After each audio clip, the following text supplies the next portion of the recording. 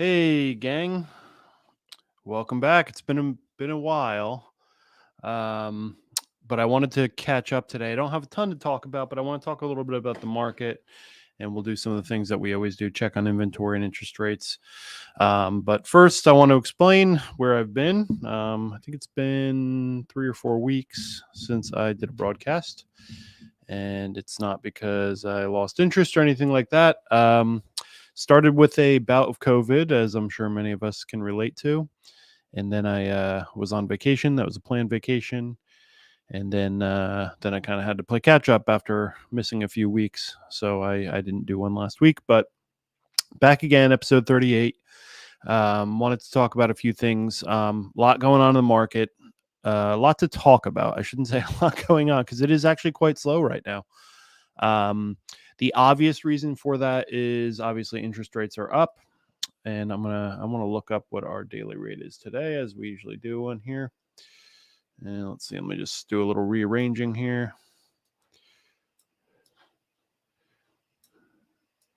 All right, there's that. And as always, I see a few people on. If you have any questions, just go ahead and post them in the comments of wherever you're seeing this. That could either be Facebook or YouTube or one of the local groups. Just go ahead and put your question in the comments. StreamYard, which is the streaming software that I use, will ask you a question or two. So you just have to click on it and then it'll ask you a very simple question just so I can see your comments. As a reminder, because this is broadcast to many locations, I can't always see who's watching. So if you have any questions, go ahead and post them in the comments. Honestly, even if you're not that curious about whatever the answer is, or you already know the answer, put it on there just because I appreciate helps me kind of put out some content and answer some common questions. So, all right, let's take a look first at today's rates. These are obviously always subject to your credit worthiness and your lender and whatnot, but they've been moving around like crazy. So let's see what we're reporting today. All right. So on a 30-year fixed, showing 6.136. That's for pretty good credit. That's from one source. Let me just check one more.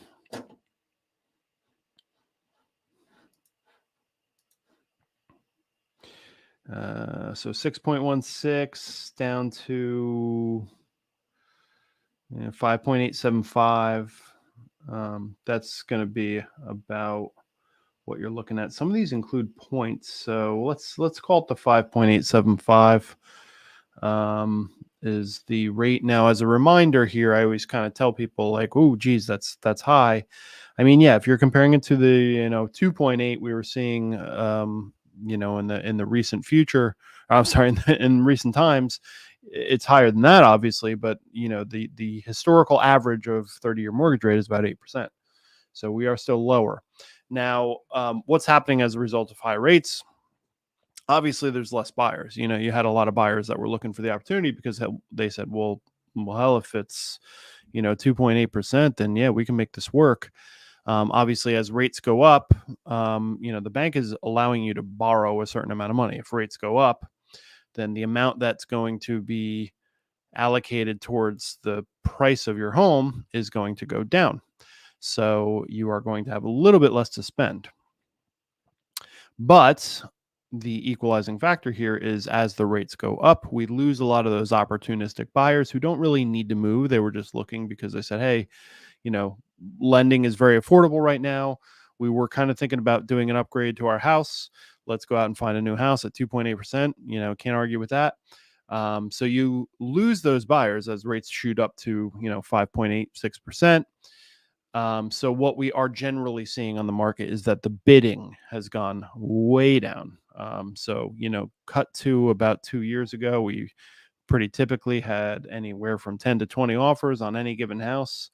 Pretty much anything under 700,000, we were seeing that. Above 700,000, the primo listings were still seeing that much activity, and then some slightly less. Obviously, there's less buyers at the higher price points.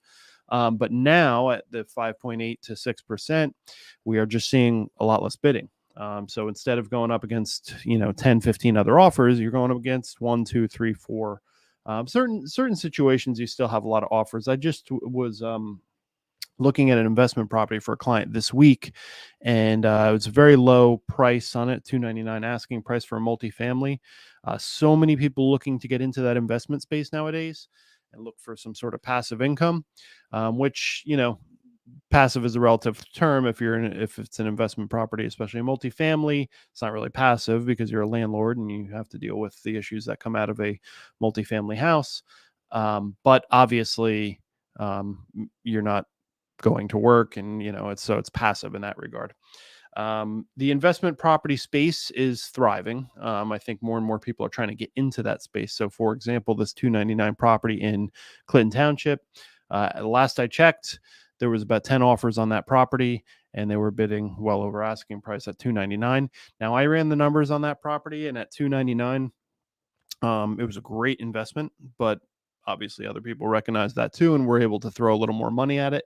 With the investor space, a lot of them just have cash. If they have cash, they can obviously throw a little bit more money at it because they don't have to worry about the expensive interest. And if they have their own team in place for renovations and whatnot, this property did need some pretty extensive renovations. They can find savings elsewhere and throw a little bit more money at the house because they think the opportunity is worth it. When I ran the opportunity at 299, the numbers were phenomenal. So obviously there was a little wiggle room there for my particular client. If we started trending up from that price and he was factoring in a renovation cost, the opportunity becomes a little less attractive. So I completely understood why my client didn't want to put a offer in on that property. But we did go ahead and get him pre-qualified on he was doing a renovation loan. So he is ready to go for the next opportunity. Now, this is a space I deal with a lot. So if you do find yourself wanting to just find out about investment properties, this is a space I am extremely educated on. So please feel free to reach out, even if you just want to ask me, for some reading material or some way to learn a little bit more about the space. I think my age group and even younger is starting to get a little more hip to this space. And if you need someone to kind of help you navigate it, I am happy to do that. The best way to dip your toe in and kind of get ready is just go out and get pre-qualified for a investment loan. Depending on how you're doing it, if you're doing what would be called a house hack, which is very popular with I don't want to generalize too much, but obviously with the younger type of investors that are able to live in one side of the home and rent out the other, or in the case of a multifamily, live in one of many units. It's considered a house hack, and lending is a little bit different on a house hack. And then if you look at things where you're just looking to buy multifamily just purely to rent, again, lending will be a little bit different on it. Both in not necessarily in a bad way, because what's going to happen is that's going to be seen as an income producing property, and that's going to be factored into your credit decision as far as lending that money to you, because there is going to be income coming out of it, and that's that is to be factored in for sure. They are going to give you a percentage of that anticipated income, because obviously there's vacancy rates and other things that can come up. But if you're looking to get into that space, please, let me know, and I'll be happy to just kind of give you a broad overview or answer any questions you might have. It's obviously a very extensive space. There's all sorts of different opportunities, multifamilies being a very popular one, buy and hold, flips, whatever the case may be. Happy to talk to you about that. There's a lot to be talked about there, and there are definitely opportunities. I think we're going to continue to kind of see those opportunities. So I heard an interesting stat today. From one of my colleagues. We have a monthly investor mastermind class that we do here at the brokerage. One of the many ways that we offer value to our agents here is that we have this monthly mastermind group talking about investment opportunities, for not just for realtors, but for our clients as well, just to talk about this whole investment space. And the stat was, and this is not my stat, and I'm telling it third hand, but the stat was that the Google trend for the search term sell my house now or get cash for my house now is up 3,000%. And I think that this is indicative of the times, as people kind of struggle with the recession and inflation, whatever you want to call the current financial situation of this country. There are going to be cases where people need to unload second homes, vacation homes, investment properties.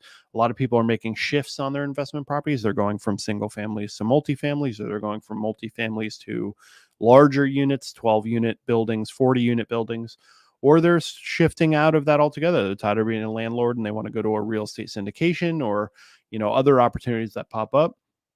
So we are starting to see a little more inventory pop up in that investment space.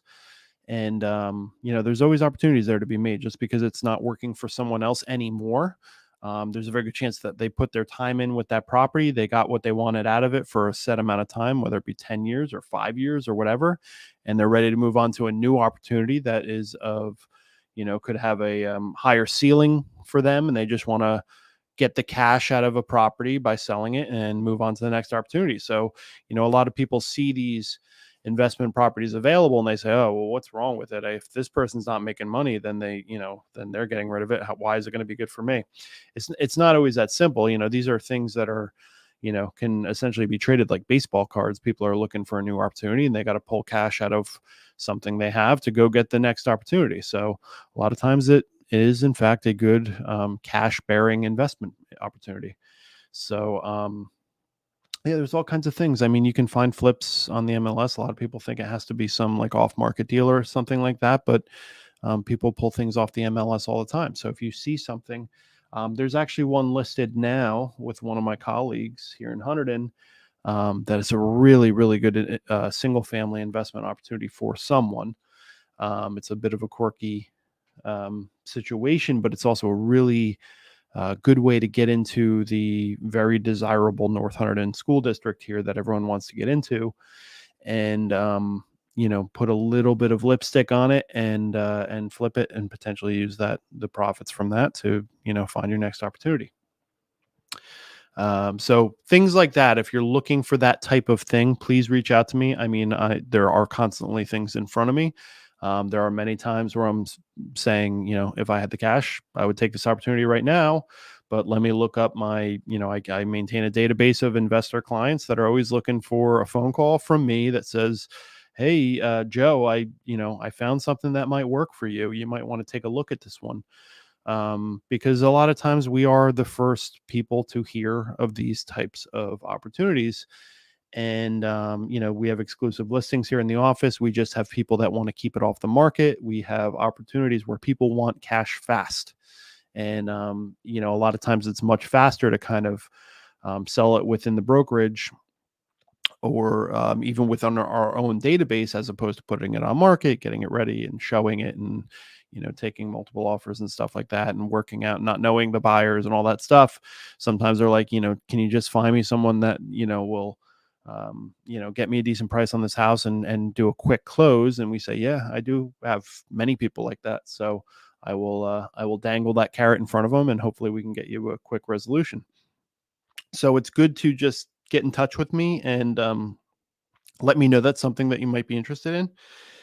And when something comes across my proverbial desk, I will look up that list of people I have that are interested in those sorts of opportunities. And I will let them know that I have something. So if you want to get on that list, just hit me up in the comments or text me or email me or whatever it may be, and I will add you to that list. That list is ever growing. People are definitely looking for investment opportunities, as we all are, myself included. So that's that. As far as just plain old residential buying, let's talk about what's going on with this market. So we talked about the bidding situation. Obviously when we were getting 15 to 20 offers on every house, prices were being driven up. Now, looking at the overall trend, of course, prices are going to be pretty consistently going up. Historically, real estate has always appreciated. And if you're looking at, over 5 or 10 years, of course, the prices are going up. It's never been anything different. But what we were getting a lot more in this previous market, obviously, and this is old news at this point, is that they were being bid up because people just wanted to throw another 30, 40, 50, 100 grand at it to be able to acquire the house because they're going to be living there for the next 10 or 15 years. They're not worried about that, everything is relative. This is a relative comment, but they're not worried about that extra cash to actually just get the house they want and live there for the next 15 years. Again, it's all relative. If that's going to make you happy and you're going to be situated and you don't have to think about moving anytime soon, maybe it's 20 years, maybe it's 30 years, then, throwing another 20, 30 grand on your bid is, seen as a necessary expenditure to get what you want. We're just seeing less of that, which is giving us a flattening of those prices. I'm not going to say that prices are going down, because prices generally do not go down, but they're flattening. We're not getting, and if you look at listing prices, let's put it this way. If you look at listing prices over the last 2 years and you look at final sale prices in relation to listing prices, for over the last 2 years, generally speaking, most everything was going for well over asking price. Those days are largely passing. We are still getting multi offers on almost everything, but it's much more manageable, 2, 3, 5 offers. That's keeping prices flat. It's just that we're seeing more things going towards asking price, and we're starting to see price reductions. It's going to be a challenging time for sellers. And let me preface this. It's not going to be challenging in that the home's not going to sell, because the home is definitely going to sell. The inventory is dreadfully low right now. So if you have a house to sell, you are going to get it sold pretty quickly. But what's going to be challenging is the conversations that agents like myself have to have with sellers, is that you can't expect that if you run comps right now, let's say you have a house in Clinton to sell at 400,000, or what you think is 400,000, and you run the comps and you say, all right, I looked all over the area in the past 6 months to a year. We definitely do not want to go past a year. We generally try to stay within 6 months. But let's say in the past year, there's a house down the street that sold for 450. It's not quite as nice as yours. There's one on the other side that sold that's very similar to yours, and that one sold for 430. So I'm gonna try and put it on the market for 425. Those comps that are from the last 6 months could be a little bit misleading, because again, the market is on the downslide. So I think why we're seeing more price drops is people are pricing according to those older prices, and it might be hard to find buyers that are as motivated and as chomping at the bit like they were 6 months ago. 6 months ago, every buyer was putting offers in on, I shouldn't say every buyer, but many buyers were putting offers in 3, 4, 5 houses before they actually got there. So by that fourth and fifth offer, and they saw something they wanted, they were really going after it. That's what's subsiding. So on the buy side, it's good, because yes, your mortgage rates are higher, but you're not going to have to bid way past asking price as much as you used to. On the seller side, the nice thing is, if you do get a good offer on your house, and again, generalized comment here, can't guarantee anything, but our comps are important, because comps are going to go back 6 months to a year. And those comps are currently capturing what was happening 6 months to a year ago in that peak market. So you're not going to have appraisal issues. Again, generalized comment. Obviously, every case is a little bit different, but generally speaking, you can expect that your appraisal is going to come in this current market. So, there are things that I just talked about, things that are basically good for both sides. But if you're looking to buy, it's still a good time. I mean, the only thing that anyone can point to is interest rates, but you can always refinance and make it work for you. But you won't have to go through what people went through 6 months ago. Sure, their rate was great, but they had to pay an extra $100,000 to get the house. So, well, I think every agent would tell you that we're all kind of just hoping for some balance in this market, and there are starting to be some signs that there is a little bit of balance. So, my advice to people that are still looking for homes is, right now, the biggest challenge for a buyer is just purely inventory. Inventory is literally as historically low as it has ever been, ever in modern times. So what I get a lot of, and this has happened a lot over the past few years, particularly with clients that don't have a large budget, is you look at houses, you see if you might even strike out on an offer or two on houses that you really loved. and then you try to start getting creative. And for a consumer to start getting creative on a home search is often where we get off the rails a little bit. And what I mean by this is, and I've talked about this before, but it's been quite a while, but I'm starting to see it happen again because the inventory is just bottomed out. But what you want to be careful of is if you're a person who uses Zillow and Realtor and Trulia and all those things, that's totally fine. I always encourage my clients, use whatever website you want. Just, text me the links and I'll do the research on the listing. For sale by owner, not my favorite. Those transactions can be a little challenging because you don't have someone refereeing on the other side of the transaction. So a lot of times me as the buying agent and being the only agent on the deal, if it's for sale by owner, I have to referee a lot of things, and I have to very gently not only negotiate with the seller, but also coach them on like industry norms and stuff like that, when they're getting bent out of shape about inspection requests and stuff like that. There's a little bit of coaching that has to happen there. We also have to make sure that they're actually compensating me, because if I'm acting as a buying agent and they're not compensating agents, then my clients have to pay me. And that is another conversation that needs to happen. I don't think it really helps anyone in that scenario. I just had one recently for sale by owner that my clients were going to look at, and there were no pictures and some information was left out as far as the location. And it looks like a beautiful house. I don't know because I didn't go see it. My clients decided not to go see it. But I can't tell because there's no photos. If you're marketing a property right now, opening it up to every agent in the land that has a client who is desperately looking for a house right now, and you're going to post it, in this case, only on Zillow is the only place I could find any information on the property, with no photos. And while the description was very descriptive, it didn't give some important details that I think would be good for people to know, to make sure you're not kind of wasting people's time to come out. This particular one was kind of out in the boondocks, and I think that's challenging because in Hunterdon we get a lot of people that come from out of the area, which is great. But when they see a property, and just to throw like an example out there, like Kingwood, and then I take them out to Kingwood to look at the house, they're like, where am I? This is crazy. I feel like I'm in the middle of nowhere. It's you have to be careful to not kind of be descriptive about that if you're selling a home, because you don't want all this like interest that's not real interest, because as soon as they get there, they're like, oh, whoa, this is way too far out in the woods and I don't know where I am and I don't feel safe out here, whatever the case may be. And a lot of buyers agents, first of all, are not going to market that property because it's not on the MLS. So it's not even that they're purposely not marketing it. It's just that's where we get most of the listings that we send our clients.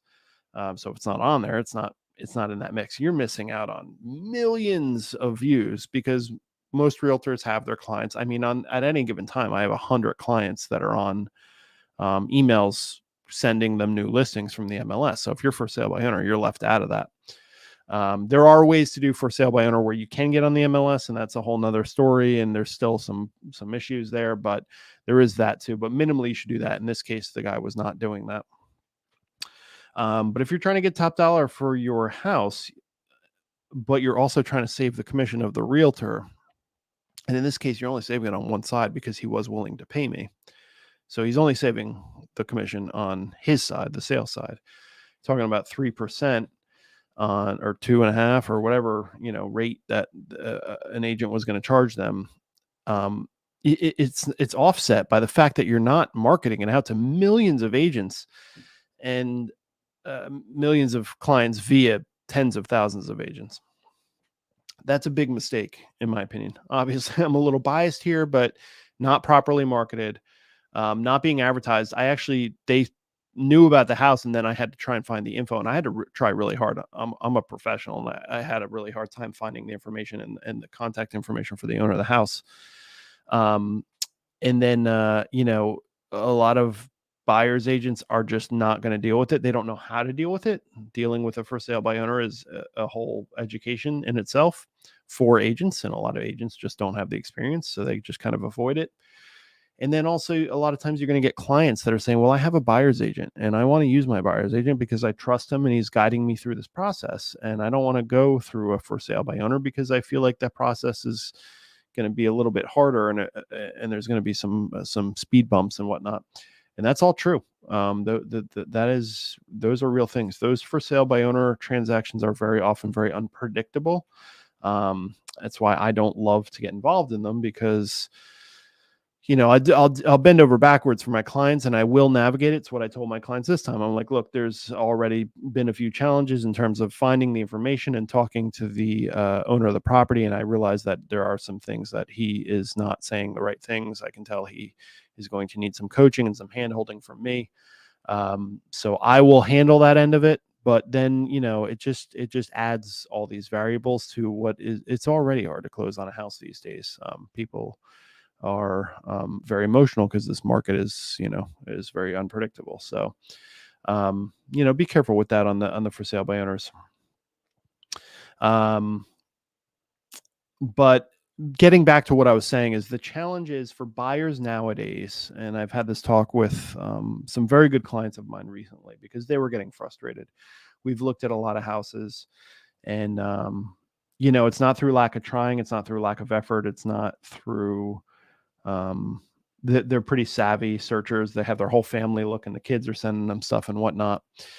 The trap that a lot of people fall into is looking to get too creative in terms of deep Googling, like looking for homes in Hunterdon County, for example, and getting to that like fourth or fifth page of Google, finding some, odd website out there that basically is pulling listings from the MLS, but it doesn't update as fast. So some of those properties were sold years ago and it just never updated.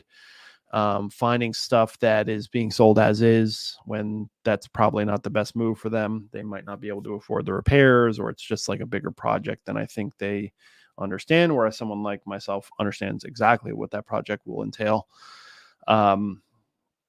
Looking at bank-owned properties, again, nothing wrong with buying a bank-owned property if you know what you're getting yourself involved in. But, I don't want to take someone who's already having a hard time in the market and then make it harder for them. That is a risk. So what I actually told my particular clients in this case is, let's stop looking at so many houses.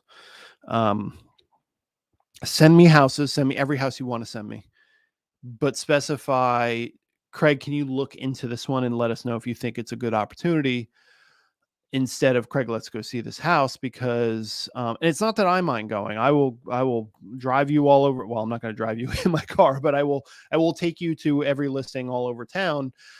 That's no problem. But what eventually starts happening is there's a buyer fatigue element to it. Is you look at enough clunkers, the mindset changes to like, well, we're never going to find a good house. And I'm like, no, I think we're just looking at too many clunkers. Like, these things have been sitting on the market for a while. Let's just save the actual visits for houses that look good. So instead of visiting 5 homes a week, well, let's visit 1 a week. Let's pick the best one every week and we'll go see that one. And eventually we'll find a home. And I've had many clients over the last 2 years that have fallen into that trap of just, it's well-intentioned. But with the inventory being so low, you're inevitably going to come across a lot of lemons. And because you're struggling to find anything, you start to consider those lemons. And then when you start considering the lemons and you see a few of them, take it from me, sometimes you walk in the front door and you're like, oh my God, what in God's name is this house? Like, who would ever want to take this on? You see 2 or 3 or 4 of those, or 5 or 6. It gets tiring. It's just a drag mentally. It's a drag for me to show them a lot of times because they're just rough. They're dirty. They smell. They're musty, moldy. There's stuff in there. There's old carpets. There's obvious need for repairs, and there's deferred maintenance and all that stuff. And I don't like taking my great clients who are qualified to buy a beautiful move-in ready house, and they're looking at these, not so great listings. Those listings are good homes for somebody, but again, you just have to kind of have your expectations right. And I'm there with my clients. I know what my clients' expectations are, and as soon as I walk in that door, I know that it's not going to match their expectations, or it's just too much for them to take on. So I kind of know walking in that front door, this is not a good match, but we're here, so I guess we might as well look at it. I think the thing nowadays is for you to kind of stay out of that territory. Unless you're looking for a project, stay out of that territory. Don't get too creative. I'm not telling you to only look at the primo listings, because obviously if you can find something that needs a little something, needs to take down some wallpaper, change out a floor or two, and update some carpets, that's easy. That's, every house that people buy, there's usually something that they want to change, unless it's, brand new or renovated or a flip or something like that. But you don't want to take on too much. Whatever you thought in the beginning when you said, what, it's time for us to find a new house, whatever that thing you had in your head, that's what we're trying to find you. Is it okay to shift gears as you're searching? Sure. But not, in my opinion, not into like a whole new element of renovation loans and, major renovation, or taking on something that's being sold as is. Stuff like that is just, if that's not what you had in mind in the first place, there's a good chance that you still don't really want to do it. So you don't have to. So everything is just taking longer. The buying process is just taking so much longer these days. And, a lot of times people are reaching out to me recently and saying, I have a way that I get my leads. A lot of it is through online ads. And I reach out to them and I say, hey, you registered on my website. Tell me about what you're looking for. And they say, oh, I was just browsing. We're probably not going to buy for a year.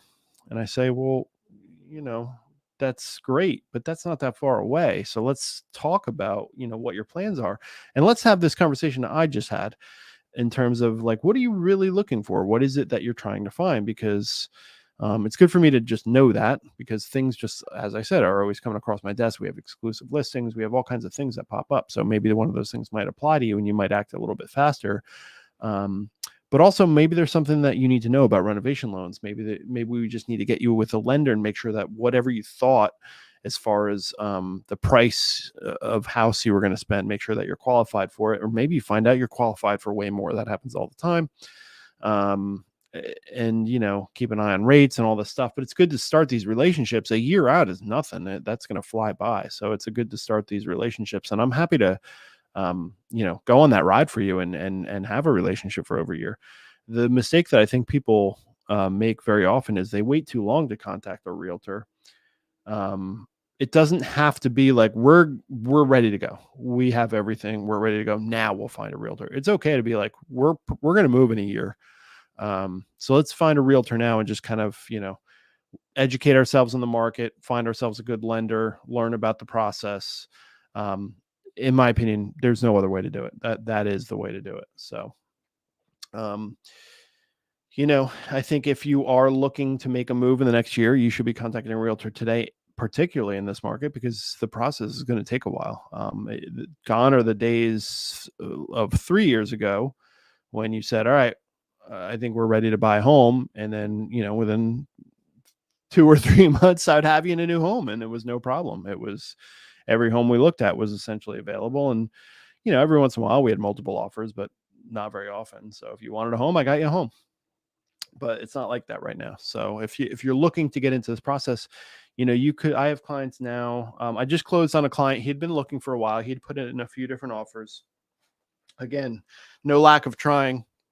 But the process did end up taking, a few months longer than I think he thought it would have. But now he's settled in a beautiful new home.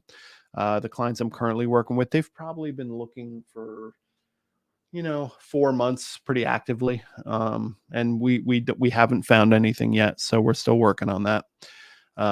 So, if you're somewhat close to considering looking, then it's a good idea to reach out to a realtor. Obviously, I would love to be that realtor.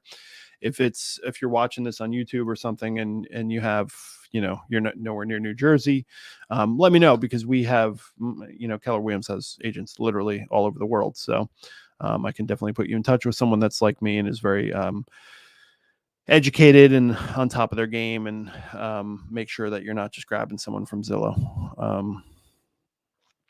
Continue to get those calls from actual existing clients that say, oh, you know what, we didn't want to bother you on this one because we don't think it's a great prospect, but so we just asked Zillow to give us a showing. And just as a reminder, that's not a good way to go, because that is just another guy like me, or very likely I'm trying to say this in a non-conceited manner, but like a lesser version of me in that he's paying Zillow to get those ad placements. That's A, very expensive, and B, very fickle leads, people that just want to, like, they're just curious. They just want to go kick tires or whatever it is. But you don't get to choose your agent in that scenario, but it is just some random local agent. It is not a Zillow agent. There's no such, well, I don't know that there's no such thing because Zillow is now a brokerage, but I don't think they're hiring agents yet, but certainly not in this area. Um, that's not a smart way to go. If you like a good analogy, like if you went to the local grocery store here, the ShopRite, and you walked up to a counter and closed your eyes and put out your hands and said, "I would like some meat for dinner," and they handed you a mystery package, and then you walked away. That's how you're picking your agent if you're on Zillow. It's literally spinning a wheel, and that lottery system on the other end of what agent's going to get that is based on kind of a bid system, essentially, is how that works.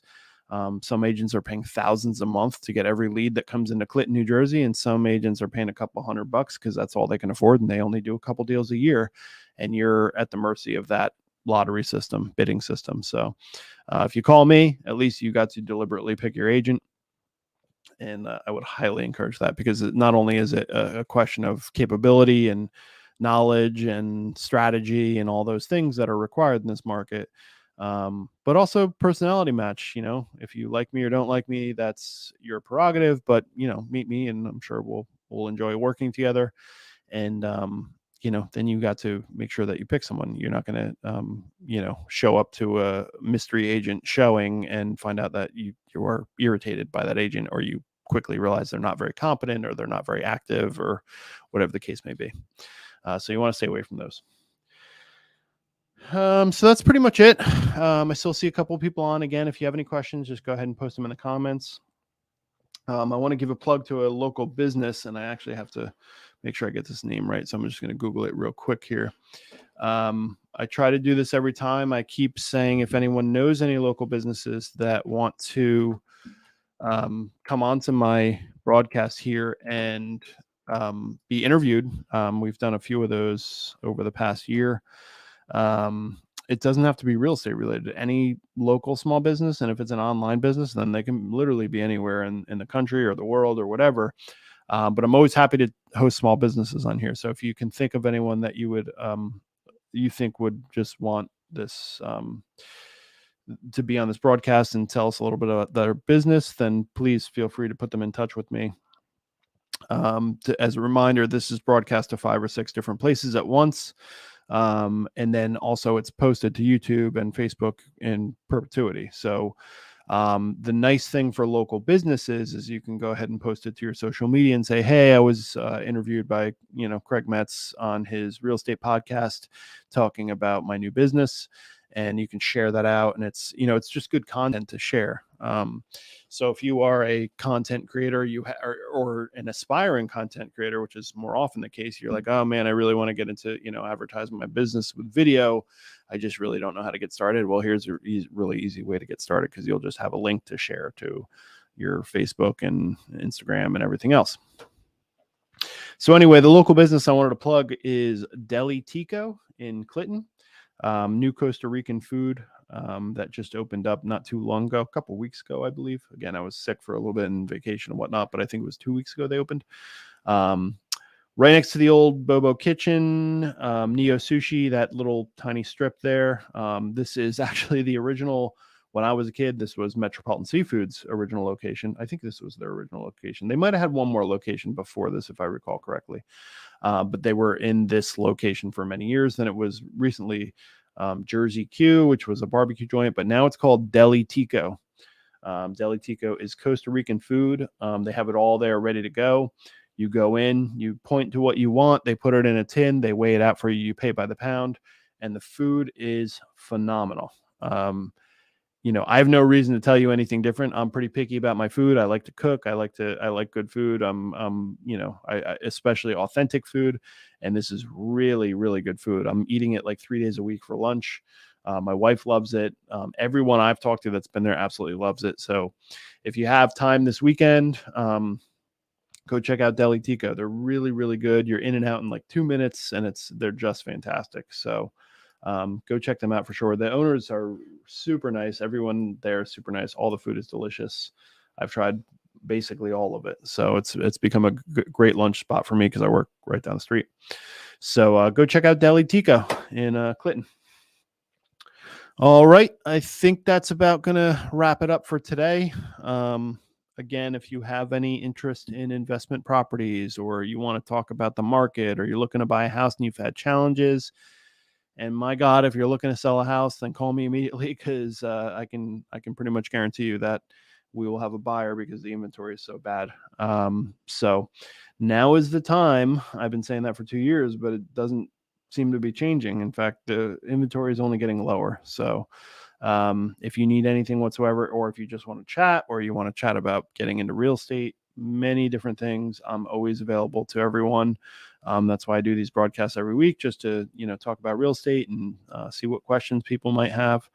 But please feel free to call me or anything. My phone number is on the bottom of the screen here, as well as the links are all in all of the various places this is being broadcast. So all right. I hope everyone's doing well and staying healthy. I will tell you that my COVID bout was no fun. It was no flu, as some people like to say. It was, for someone with a history of sickness, it was pretty intense. About the most intense sickness I've ever had, and I've had quite a few. So please, continue to be safe. Hopefully, we're coming out of this whole thing, but it seems like everyone's been getting it lately. So take care of yourselves. Enjoy what's left of the summer, and school's coming up, and it's the football season's coming up.